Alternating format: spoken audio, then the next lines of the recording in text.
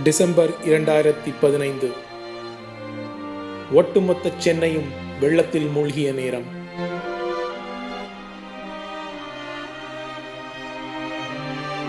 மக்கள் குறை தீர்ப்பேன் என்று உறுதிமொழி எடுத்த அதிமுக எம்பி சசிகலா புஷ்பா அப்போது என்ன செய்து கொண்டிருந்தார் என்று தெரியுமா? டிசம்பரில் வெள்ளம் ஏற்பட்ட நாளில் சசிகலா புஷ்பா டெல்லியில் இருந்துள்ளார்.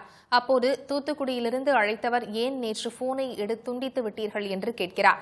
அதற்கு சசிகலா புஷ்பா டெல்லியில் குளிர் அதிகம் இருந்ததால் நேற்று கொஞ்சம் அதிகமாக மது அருந்தி விட்டதாக சொல்கிறார்.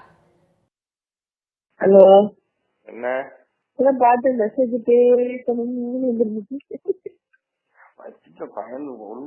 போன நேற்று நைட்டு போன டக்குன்னு வச்சுட்டேன்.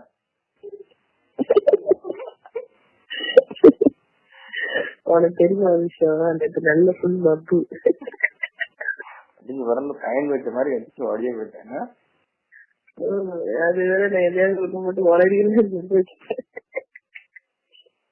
இது டெல்லி பேர்ல என்ன பண்றது, நேற்று ஃப்ரெண்ட்ஸோட சேர்ந்து அடிச்சேன். உடனே ஒரு ஞாபகம் வந்துச்சு, சரி ஒரு போன போட்டேன், வச்சுட்டேன். தூத்துக்குடி எப்போ?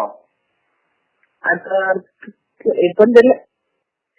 சரி, சரிடா, என்னடா உடம்பு நல்லா பாத்துக்கோ, போன் பண்றேன். மனுஷங்க கிடையாதா? ஒரு மனுஷன் வரலங்க, ஒரு மனுஷன் வரலங்க. நாங்கெல்லாம் சிட்டிசன் இல்லையா? நாங்க ஓட்டு போடலையா? எப்படி நாங்க சோறுல தண்ணி இல்ல, தண்ணி கிடையாதுங்க. மக்களின் பிரச்சனைகளில் அலட்சியத்தை மட்டுமே காட்டும் இவர்களுக்கு நாம் யார் என்று காட்ட வேண்டாமா? இதற்கு முற்றுப்புள்ளி வையுங்கள்.